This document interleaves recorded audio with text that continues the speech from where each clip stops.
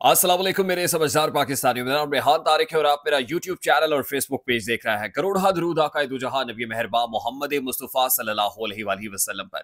इस दुआ और इस उम्मीद के साथ इस व्लॉग का आगाज करते हैं कि अल्लाह रब्बुल इज्जत इस मुल्क के फैसला साजों के दिलों में समझदार पाकिस्तानियों के लिए नरमी पैदा कर दे। अहम शख्सियात इस्टेब्लिशमेंट से, फौज से राब्ते में है, मिलिट्री इस्टेब्लिशमेंट से इंगेज कर रही हैं और कुछ लोगों को ये गुमान हुआ चाहता है कि फौज से चंद अहम शख्सियात के राब्ते उनके लिए बारावर साबित होंगे। अब कौन कह रहा है और क्या कह रहा है, इसकी डिटेल्स आज के इस व्लॉग का हिस्सा होंगी। और साथ ही अडियाला जेल में आज फिर बड़ा दिन है। जहां अडियाला जेल में बड़ा दिन है, वहीं पार्लियामान के अंदर भी इंतहाई अहम दिन है।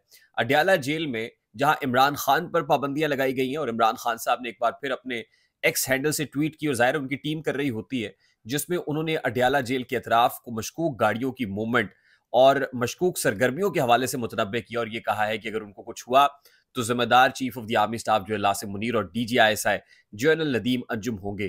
कैटेगोरिकली ये कहा जा रहा है। अच्छा, अब माहौल क्या बन रहा है, क्या स्टेटमेंट्स दोनों जानिब से आ रहे हैं, उस सारे माहौल के अंदर एक शख्सियत ऐसी है जो इस एक्टिविटी को कैपिटलाइज कर रही है और बखूबी कर रही है। पाकिस्तान के सीनियर सियासतदान है और अगर मैं कहूं कि जीरक सियासतदान है तो ये कहना भी गलत नहीं होगा। मौलाना फजलुर रहमान साहब, मौलाना फजलुर रहमान ने ना कोई रैली की है, ना कोई एहतजाज किया है, ना कोई मार्च किया है, ना हुकूमत के धड़न तख्ते के लिए प्रैक्टिकली ऑन ग्राउंड आए हैं। लेकिन उससे पहले ही माहौल ऐसा बना दिया कि वो दोनों तरफ से हिस्सा बकदरे जुस्सा समेटने के लिए तैयार हैं। माहौल ऐसा बनाया कि उनके दर पर आसिफ जरदारी साहब पहुंच गए। ऐसा माहौल बना कि उनके दर पर शहबाज शरीफ साहब पहुंच गए। एक बार नहीं बल्कि दो दो बार पहुंचे, मुलाकातें हुई।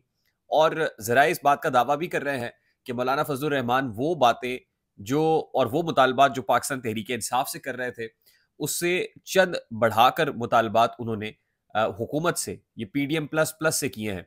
और आसिफ जरदारी साहब जिनके पास तमाम तर आईनी ओहदे मौजूद हैं, उन्होंने भी हामी भर ली है और शहबाज साहब ने भी हामी भर ली है। और जरा इस बात का दावा कर रहे हैं कि 2 सेनेटर्स मांगते हैं, एक गवर्नरशिप मांगते हैं KPK की। वैसे तो KPK की गवर्नरशिप भी जरदारी साहब के पास है और बलूचिस्तान की गवर्नरशिप भी जरदारी साहब के पास है। और 2 सेनेटर्स का जो मुतालबा कर रहे हैं, वो मुतालबा भी जरा इस बात का दावा करते हैं कि मान लिया गया है। वफाकी हुकूमत के अंदर जो वजारत है, उसका मुतालबा भी जरा इस बात का दावा कर रहे हैं कि हुकूमत मान रही है। और जाहिर है मौलाना फजलुर रहमान को ट्रीट करना और उनसे डील करना भी शायद PDM प्लस प्लस से कोई बेहतर नहीं जानता है, कोई समझ सकता है। और वो ये जानते हैं कि मौलाना फजलुर रहमान ने हमारी तरफ रह कर ही चलना है और इसी में उनके लिए भी आफियत और बका है। और मौलाना फजलुर रहमान को भी शायद ये बात अच्छे तरीके से रियलाइज हो रही है। और इस सारे मामले के अंदर जाहिर है जो फैसला कुन हल्के हैं या फैसला साज कुव्वतें हैं, वो भी भरपूर मुआवनत और इहानत कर रही हैं। अच्छा, इस मुआवनत और इहानत से होने क्या जा रहा है, मैं जरा आपके सामने डिटेल्स रखता हूं। लेकिन उससे पहले आपको बता दूं कि अडियाला जेल में आज बुशरा बीबी और इमरान खान साहब के अगेंस्ट तोशा खाना पार्ट 2 है, यानी तोशा खाना 2 जो बल्गारी सेट का मामला है, उस पर दोनों की, यानी इमरान खान और बुशरा बीबी दोनों की जो दरखास्त जमानत है, उस पर समात आज अडियाला जेल में होने जा रही है। और अडियाला जेल के जज नासिर, जो एहतसाब अदालत के जज हैं, माफ कीजिएगा, नासिर जावेद राना साहब, वो इस केस की समात कर रहे होंगे। लेकिन अडियाला जेल के अंदर भी जो माहौल है वो सख्तियों से भरपूर है। और वहां पर ये खबर सामने आई कि सहाफ़ियों को कवरेज से रोका जा रहा है। कुछ बड़े चैनल्स ऐसे हैं जिनकी इंतज़ामिया के ऊपर दबाव डाला जा रहा है कि अपने रिपोर्टर्स को तब्दील किया जाए। और फिर मुतअद्दिद चैनल्स ऐसे बताए जा रहे हैं जिनकी इंतज़ामिया ने दबाव के बावजूद रिपोर्टर्स को तब्दील करने से इनकार कर दिया है। उसमें जियो न्यूज़ शामिल है, उसमें पब्लिक न्यूज़ शामिल है और उस समय कुछ और ऐसे चैनल्स हैं जिन्होंने साफ इनकार किया कि वो अपने रिपोर्टर्स को तब्दील नहीं कर सकते। अब ज़ाहिर है बीट रिपोर्टर्स जो कोर्ट रिपोर्टिंग करते हैं, और ख़ास तौर पे कुछ लोग जब से अडियाला जेल के अंदर ओपन ट्रायल शुरू हुआ है तो वो डेडिकेटेडली अडियाला जेल को कवर कर रहे हैं।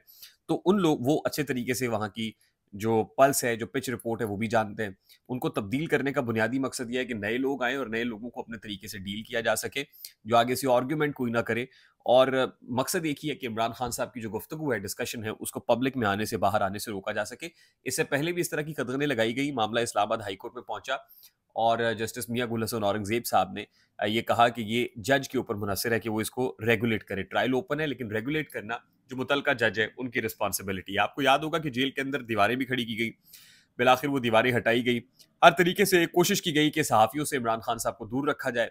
फिर ये चैनल्स पर पाबंदी लगाई गई कि वो इमरान खान साहब की गुफ्तगू को एयर नहीं करेंगे। अल्टीमेटली ज़ाहिर है कि वो भी किसी काम नहीं आ सकी और बेसूद और बेफ़ायदा साबित हुई। तो अब ये अटेम्प्ट की गई है। अच्छा, उसके साथ ही जो मौलाना फजलुर रहमान साहब से सीटें लेने का मामला है, यानी उनकी हिमायत लेने का मामला है, उस पर आज क्योंकि पार्लियामान के दोनों ईवानों में इजलास बुलाया गया है और आज शाम 5 बजे ही नेशनल असेंबली में भी और सेनेट में भी इजलास होने जा रहा है। और जो सेनेट और कौमी असेंबली के इजलास है उनका एजेंडा क्या है? देखिए, सेनेट का 58 नुकाती एजेंडा है, जबकि कौमी असेंबली का 20 नुकाती एजेंडा है। और चेयरमैन सेनेट यूसुफ रजा गिलानी की जेर सदारत सेनेट का इजलास होगा, जबकि अयाज सादिक की जेर सदारत जो है वो कौमी असेंबली का इजलास होगा। इसमें सुप्रीम कोर्ट की जजेस की तादाद के हवाले से जो बिल है वो भी एजेंडे में शामिल है। उसके साथ ही आर्टिफिशियल इंटेलिजेंस की रेगुलेशन के हवाले से बिल शामिल है। आर्टिकल 62-63, आपको याद है ना, 63A की तशरीह जो है वो कोर्ट ने की थी, सुप्रीम कोर्ट ने। 62-63 के अंदर जो तरामीम का बिल है वो भी एजेंडे का हिस्सा है। इसके अलावा कुछ आईनी तरामीम है, जैसे सिविल सर्वेंट और क्रिमिनल लॉ समेत दीगर निजी बिल जो है वो भी एजेंडे के अंदर शामिल किए गए हैं। इंसदाद दहशतगर्दी बिल 2024 भी एजेंडे का हिस्सा है। उसके साथ साथ वफाकी वजीर निजकारी अब्दुल अलीम खान निजकारी कमीशन तरमीमी बिल 2024 भी ईवान में पेश करेंगे। और फिर कौमी कमीशन बराए हुकूक इत्फाल का बिल जो है वो पेश किया जाए, उस पर सालाना रिपोर्ट पेश की जाएगी। इसके अलावा भिकारी माफिया के बैरून मुल्क मुनज़्ज़म अंदाज में जाने पर तवज्जो दिलाओ नोटिस भी पेश किया जाएगा। मैं यहाँ पे आपको ये बता दूं कि हमने एक पॉडकास्ट हनीफ अब्बासी साहब के साथ किया और वो पॉडकास्ट हमारे जो चैनल है रेहान तारिक शो, जो इसी चैनल के मेन पेज के ऊपर आपको लिंक नजर आ जाएगा, आप उस पर जरूर जाइए, उस चैनल को सब्सक्राइब भी कर लीजिए। वहां पर आने वाले पॉडकास्ट जो है उनको लाइक और शेयर भी कीजिए, बेल आइकन भी दबा लीजिए। हनीफ अब्बासी के साथ किया गया पॉडकास्ट 1-2 दिन के अंदर आ जाएगा। अभी शाहिद खाकान अब्बासी साहब के पॉडकास्ट का सिलसिला शुरू हो गया, उसका टीजर हमने दे दिया है, वो भी बहुत इंटरेस्टिंग है। हनीफ अब्बासी साहब का पॉडकास्ट इस लिहाज से इंटरेस्टिंग होगा कि उसमें ये जो होने जा रहा है पार्लियामान के फ्लोर के ऊपर, उसका जो पेश मंजर है वो उन्होंने बता दिया है, और बता दिया है कि किस तरीके से उनकी क़यादत ने उनको रोका हुआ है बैरून मुल्क जाने से या दूसरे शहर जाने से। और आईनी तरामीम आ रही हैं जिसमें जस्टिस काजी फायज ईसा की एक्सटेंशन का मामला भी ऑन टेबल है। अभी तक ये मामला हटा नहीं है, यानी हुकूमत जो कह रही है कि अभी हम ऐसा करना नहीं चाहते, लेकिन हुकूमत का मुकम्मल प्लान है कि chief justice of Pakistan justice Qazi Faez Isa को एक्सटेंशन दी जाए। तो इस लिहाज से जो रवां हफ्ता है वो इंतहाई भरपूर होने वाला है और कुछ बड़ी तब्दीलियां इस हफ्ते के अंदर मुतवक्के भी हैं। अच्छा, दूसरी तरफ रऊफ हसन साहब जो पाकिस्तान तहरीक इंसाफ के रहनुमा है, उन्होंने एक स्टेटमेंट दिया है, और रऊफ हसन साहब का ये जो स्टेटमेंट है मेरे लिए तो बड़ा बाइसे ताज्जुब है। क्या कहते हैं? वो कहते हैं फौज और पीटीआई के दरमियान बातचीत रियासत मफाद में है, ठीक है। वो कहते हैं कि पार्टी के बाज रहनुमाओं के जाती सतह पर फौज से राब्ते हैं जो मुज़ाकरात में मददगार साबित हो सकते हैं। अच्छा, ये जो स्टेटमेंट उन्होंने दिया ना कि पार्टी रहनुमाओं के जाती हैसियत में राब्ते हैं फौज से, और ये मददगार साबित हो सकते हैं पीटीआई के लिए, मैं इस बात से कतई इत्तफाक नहीं करता। मैं इससे इख्तलाफ इसलिए करता हूं कि जिन लोगों के जाती राब्ते हैं फौज से, वो जाती फायदा तो उठा रहे हैं और जाती फायदा उठाएंगे। पाकिस्तान तहरीक इंसाफ का या बानी पीटीआई का उसमें मुझे कोई फायदा होता हुआ नजर नहीं आ रहा है। इसलिए ये जो तवक्को आपकी है ना कि कुछ लोगों के जो जाती राब्ते हैं फौज से वो मददगार साबित होंगे, तो ऐसा कुछ होने वाला नहीं है। क्योंकि अगर साबित होने होते तो इससे पहले जो कुछ हुआ है, मौलाना फजल रहमान को आप कायल नहीं कर सके, आप धरना नहीं दे सके, आप कोई एहतजाज नहीं कर सके, आप कोई जलसा नहीं कर सके, वो जाती रहनुमा तो आप लोगों को मनाने के लिए इस्तेमाल हो रहे हैं। यानी आपके पास जेल में जाते हैं और जाके कायल कर लेते हैं कि भाई ये नहीं करना। तो जो जाती लोग हैं वो आपके लिए, आपको क्या लगता है, प्रोडक्टिव साबित हो रहे हैं? बिल्कुल नहीं हो रहे। आपके लिए काउंटर प्रोडक्टिव हो रहे हैं। वो अपनी जाती वफाद के लिए तो काम कर सकते हैं, आप अगर ये गुमान करते हैं कि आपके लिए काम करेंगे तो ऐसा नहीं हो सकता। फिर वो कहते हैं कि 22 अगस्त को जो उनकी जमात का जलसा इस्टेब्लिशमेंट से राब्ते के नतीजे में मुलतवी किया गया, इस बात की तस्दीक भी कर रहे हैं। और फिर उन्होंने इंदिया दिया कि पीटीआई और फौज के दरमियान मुज़ाकरात पर डेडलॉक मजीद बरकरार नहीं रहेगा।